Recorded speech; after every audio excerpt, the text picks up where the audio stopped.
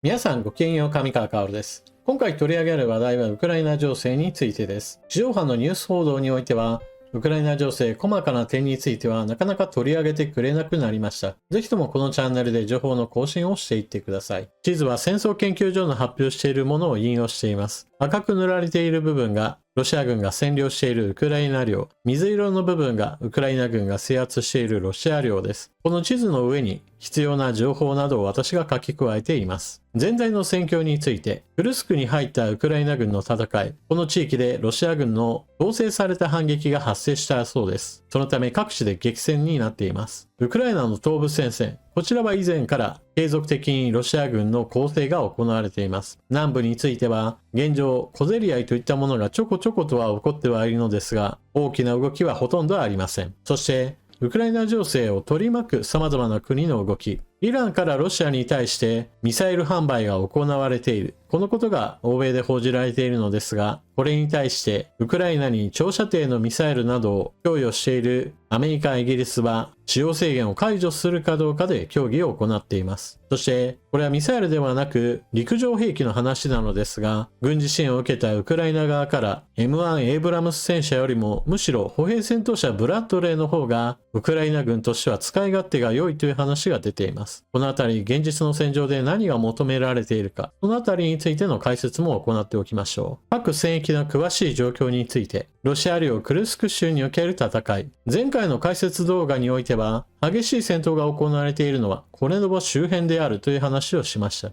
それ以後、強調したロシア軍の反撃が一斉に発生しました。地図の左側、西部だけではなく北や東からもロシア軍の攻勢があり、これによってオレンジ色の部分、この辺りの部分についてはウクライナ軍が後退した可能性があると指摘されています。このロシア軍の反撃戦の中で最も重要と見られているのが西側の部分です。コレノボより西側の部分、ここにはセーム川があり、この川を使った補給路についてロシア軍とウクライナ軍の間で攻防が繰り広げられていました。橋をウクライナ軍が破壊、その後ロシア軍が仮設の橋を架けることによって補給路を回復させる。しかしウクライナ軍がそれを壊すという、壊す直す壊す直すというのを繰り返し行っていたのです。補給が長続きしなければセーム川の南地域においてはロシア軍の弱体化が進んでいくこととなります。しかし今回の反撃戦によってコレノボより南へと下ってくるロシア軍が自分たちの作戦領域を回復したためにセーム川以南の封殺状態がほぼ解かれたようです。この反撃にあたってはセーム川は補給がおぼつかないという話をしましたが、ウクライナ軍の監視の目をかいくぐって仮設橋を作ってすぐに戦車や装甲車といったものを一部川向こうに渡すことによって反撃戦の戦力を一部作り出したそうです。このため南北から攻撃される形となり、一部部隊が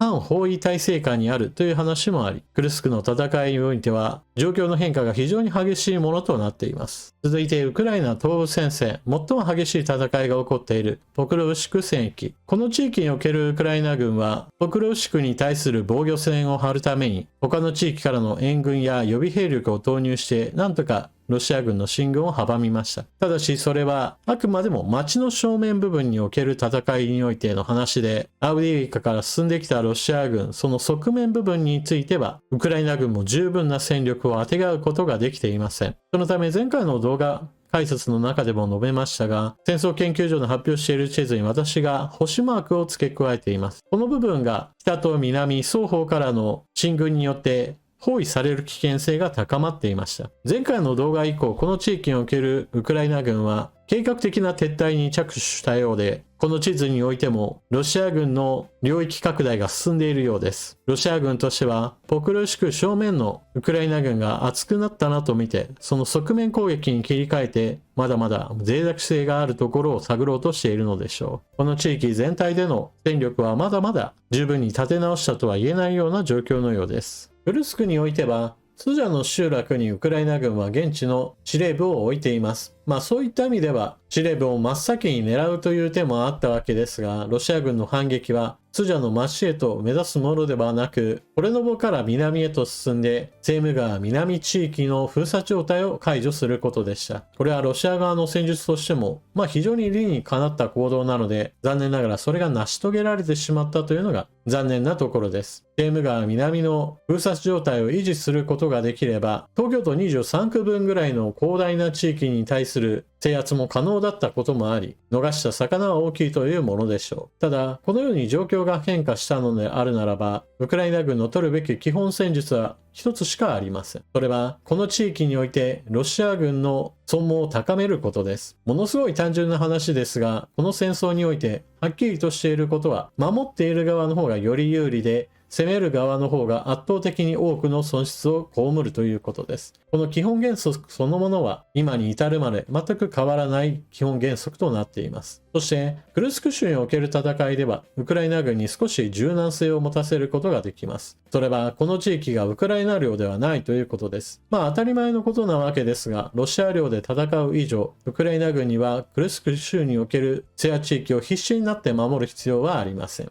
一方でロシアとしては自国領内ですから、これを何としてでも取り戻したいという思いがあるわけです。このような双方の条件の違いをうまく利用することによってロシア軍が反撃してくるというのであれば、ウクライナ軍の方としては守りやすい場所で守ってより多くの打撃を与えて、そして必死になって守る必要もなく、適度なところで交代をし続けるといったことを行うことができるわけです。そうした意味では、いかにして損耗を少なくしながらうまく守って撤退するかといったところが、これからのクルスク州における戦いの光景となるでしょう。一方でウクライナの東部戦線においては、まさにウクライナ領なわけですから、いかにしてうまく守っていくかというこの至上命題が突きつけられることとなっています。そこでウクライナ軍が挙げている報告なのですが、アメリカから供与されている M1 エイブラムス戦車と歩兵戦闘車ブラッドレー、これを比較した場合において評価が高まっているのはブラッドレーの方なのだそうです。これは現在の戦場における戦車の役割といったものが従来想定していたものとかなり異なっているものになっているからだそうです。例えば M1 エイブラムス戦車の場合だと、戦車対戦車というこの戦いを想定していた場合においては、その重厚な装甲やもしくは長射程の攻撃能力をもってして相手戦車になかなか負けるものではありません。ところが現在の戦場においては、そうした戦車対戦車という戦いは非常にレアケースで、そのほとんどの場合が戦車以外の装甲車両か、もしくはそのような地上兵器ではなくて相手がドローンであるといったことが非常に多いのだそうです。そして戦車対戦車の場合を考えて守りを固めている戦車の場合だと、それに比べて頭上部分の装甲についてはそれほど分厚く守られているわけではありません。そのため、たとえM1 エイブラムス戦車であろうとも、ロシア軍のドローンが上面装甲に突っ込んでくれば大破は免れないというような評価がされているそうです。そのため M1 エイブラムス戦車は戦闘に立って戦うような兵器としてではなく、移動砲台のような形で少し前線から身を引いたところでの戦いを強いられているそうです。一方で歩兵戦闘車ブラッドレーの場合だと、戦車のような大型の手法は備えてはいませんが、機関砲の攻撃能力は戦場で駆け回って使うには十分なもので、さらには今の戦いにおいては塹壕を守ったり、もしくは塹壕を攻めたりといったところで非常に多くの兵士を連れていくことが重要になっています。それでいて、もともとウクライナ軍が持っていたロシア系の歩兵戦闘車よりも圧倒的に防御能力が高いといったところから、ブラッドレーをもっともっと欲しいというのがウクライナからアメリカへの要望として出ているそうです。ちなみにロシアがいくら戦車がやられても、ソ連時代に作られたものを再生して戦場へとどんどんと持ってくるというのと同じように、アメリカにおいても以前製造された兵器を保管しておくといったことが行われています。歩兵戦闘車ブラッドレーの場合だと、アメリカは1000両以上の数を保管状態にしていると言われていますから、そこからどれだけをウクライナへと供与するかといったところがこれから期待されているところです。最後に、イランからロシアへとミサイル販売が行われたという報道が出ましたが、その続報についてです。イラン製ミサイル運搬の貨物船、ロシア南部の港に停泊、衛星画像で確認。イラン製の弾道ミサイルをロシアに運んだとみられるロシア国籍の貨物船が1週間前にカスピ海にあるロシアの港に停泊していたことが衛星画像で確認された。アメリカ財務省は、ロシア国防省が近距離弾道ミサイルをイランからロシアに輸送するのに、オリア号3を使用していたとして、同貨物船などの船舶と複数のイラン人に制裁を科した。イランとロシアの軍事的な結びつきは、2022年2月のロシアによるウクライナ侵攻開始以来、緊密なものになっている。アメリカ当局者によると、イランはロシアに数多くのドローンを供給し、ロシア国内にドローン製造工場も建設した。ブリンケンアメリカ国務長官は、ロシア軍がイラン製の近距離弾道ミサイルを受け取っており、数週間以内にウクライナで使用する可能性が高いとの見方を示した。現在、ウクライナの首都キーウには、イギリスのラビー外相とアメリカのブリンケン国務長官が訪れています。そして、ゼレンスキー大統領を交えた三者会談において、ウクライナからの要望として供給されている長射程ミサイルの使用制限の解除について求めているそうです。この件に関してアメリカのバイデン大統領は、13日にもイギリスの首相と会談を行い、制限解除するかどうか最終決定するかもと報道が行われています。このようにして、アメリカ、イギリスが会談する理由というのは、ロシアがイランからミサイルの供給を受けるのであれば、事態をエスカレートさせているのはロシアであり、このロシアに対抗する意味でも、アメリカ、イギリスとしても協調してウクライナに対する支援を強化しようという、双方、あっちがやるんだったらこっちもやるよというような話になっているようです。ちなみに、イランからロシアへと渡るミサイル、射程は120キロ、アメリカが供与しているハイマースの80キロの弾プラスアルファ40キロ程度といった具合にして、